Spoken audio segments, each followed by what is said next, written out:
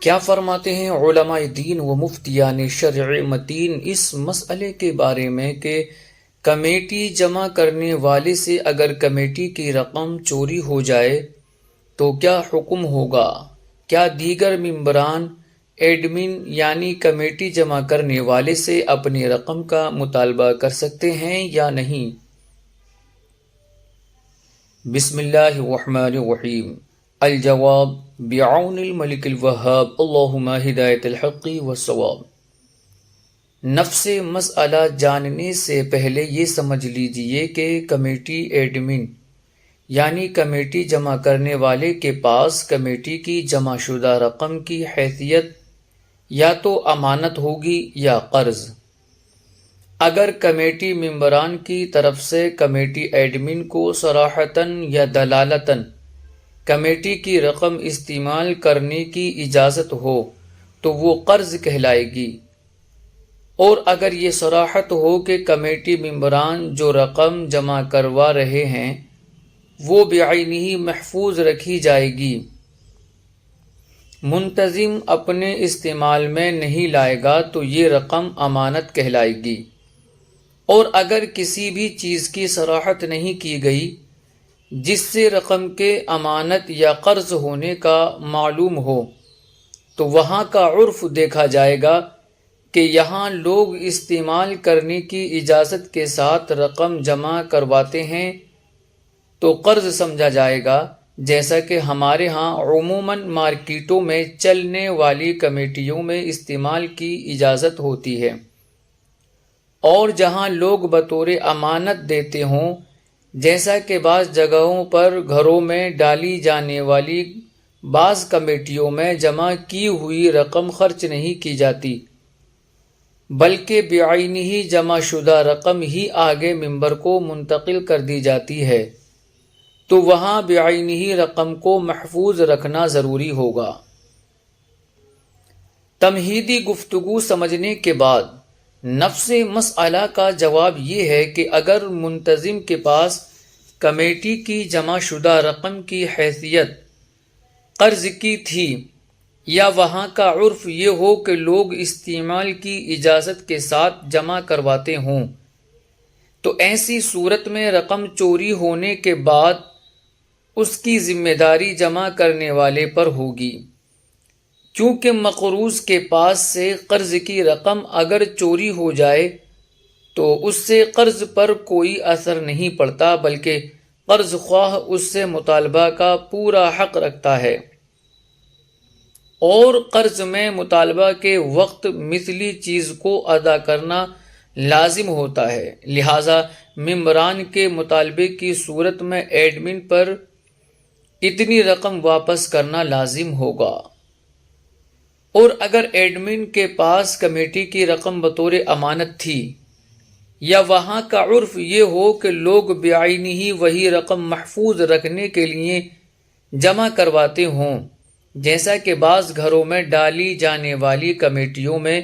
ایسا ہوتا ہے، تو چوری ہونے کی صورت میں رقم کا تاوان لازم ہونے یا نہ ہونے کے حوالے سے اصول یہ ہے کہ جس کے پاس رقم امانت رکھوائی گئی اور اس سے وہ ہلاک یعنی ضائع یا چھن گئی یا چوری ہو گئی تو دیکھا جائے گا کہ اس میں امین کی طرف سے تعدی یعنی غفلت اور کوتاہی کا کار فرما ہے یا نہیں۔ اگر امین کی حفاظت اور کوتاہی کی وجہ سے امانت ہلاک ہوئی تو اس کا ذمہ دار امین ہی ہوگا، اگرچہ وہ غفلت اور کوتاہی خطأً یا نسیاناً یعنی غلطی یا بھولے سے ہی کیوں نہ واقع ہوئی۔ البتہ اگر امین نے امانت کی حفاظت میں کسی طرح کی غفلت کا مظاہرہ نہ کیا بلکہ اس کو سنبھال کر رکھا، پھر بھی امانت ہلاک ہو گئی تو اس صورت میں امین ذمہ دار نہ ہوگا، لہذا کمیٹی کی رقم جمع کرنے والے کے پاس سے اگر اس کی غفلت اور کوتاہی کی وجہ سے چوری ہو جائے تو جمع کرنے والے پر کمیٹی کی رقم کا تاوان لازم ہوگا۔ البتہ اگر ایڈمن نے کمیٹی کی رقم کو بحفاظت رکھا اور چوری سے بچانے کے لیے عام طور پر جو اقدامات کیے جاتے ہیں ان کو بروئے کار لایا، مگر پھر بھی کمیٹی کی رقم چوری ہو گئی تو جمع کرنے والے پر کمیٹی کی رقم کا تاوان لازم نہیں ہوگا۔ قرض کی تعریف کے متعلق تنویر الابصار، در مختار اور رد المحتار میں ہے کہ شرعاً قرض یہ ہے کہ آپ کسی کو مثلی مال یعنی رقم، غلہ وغیرہ اس طور پر دیں کہ بعد میں آپ اسی کی مثل واپس لیں گے۔ اس تعریف سے ودیعت یعنی امانت، ہبہ یعنی کہ گفٹ کرنا، عاریت اور صدقہ نکل گئے، کیونکہ ودیعت اور عاریت میں تو بعینی ہی چیز کو لوٹانا واجب ہوتا ہے اور ہبہ اور صدقے میں کچھ بھی لوٹانا واجب نہیں ہوتا۔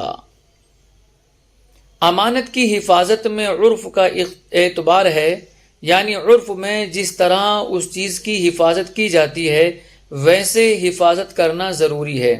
ورنہ ضائع ہونے کی صورت میں تاوان لازم ہوگا، جیسا کہ فتاوی عالمگیری میں ہے کہ جب امین نے امانت کے جانور کو اپنے گھر کے دروازے کے پاس باندھ کر چھوڑ دیا اور گھر میں چلا گیا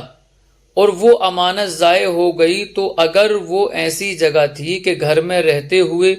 اس کو دیکھ سکتا تھا تو کوئی ضمان نہیں،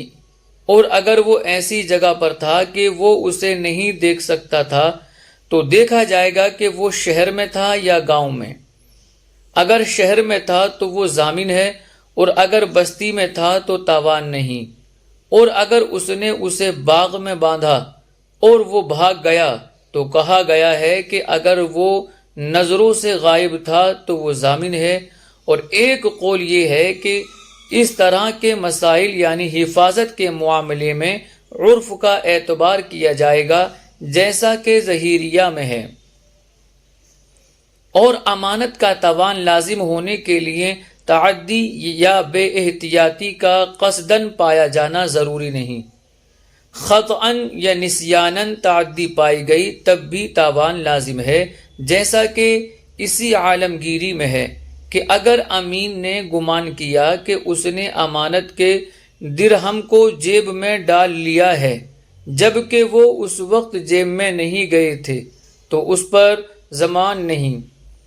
اس صورت میں خطأً تعدی پائی جا رہی ہے کہ وہ تو جیب میں ڈالنا چاہ رہا تھا لیکن غلطی سے باہر گر گئے، لیکن پھر بھی تاوان لازم ہے۔ نسیاناً یعنی بھولے سے تعدی پائے جانے کے باوجود تاوان لازم ہو جاتا ہے، جیسا کہ اسی فتاوی ہندیہ میں ہے کہ اگر مودع نے کہا، امانت رکھنے والے نے کہا کہ میں نے امانت اپنے سامنے رکھی تھی، پھر میں کھڑا ہو گیا اور اسے بھول گیا تو وہ ضائع ہو گئی، تو اس صورت میں وہ ضامن ہوگا اور اسی پر فتویٰ ہے۔ اور امانت امین کی تعدی سے ہلاک ہو جائے تو وہ غاصب ہے اور اس پر تاوان لازم ہو جاتا ہے، جیسا کہ فتاوی رضویہ میں ہے کہ اگر دعویٰ استہلاک کا تھا یعنی اتنا زیور اسے عاریتاً دیا تھا اس نے تلف کر دیا تو اب یہ بعینہ دعویٰ غصب ہے، اور اس کا حکم وہ ہے جو اوپر ہم نے بیان کیا، یعنی یہ تاوان اس لیے ہے کہ امانتیں تعدی کی وجہ سے، غفلت و سستی و کاہلی کی وجہ سے مضمون ہو جاتی ہیں اور امین اس تعدی اور غفلت کی وجہ سے غاصب ہو جاتا ہے۔ واللہ اعلم، تبارک و تعالی ورسولہ اعلم، صلی اللہ علیہ وسلم۔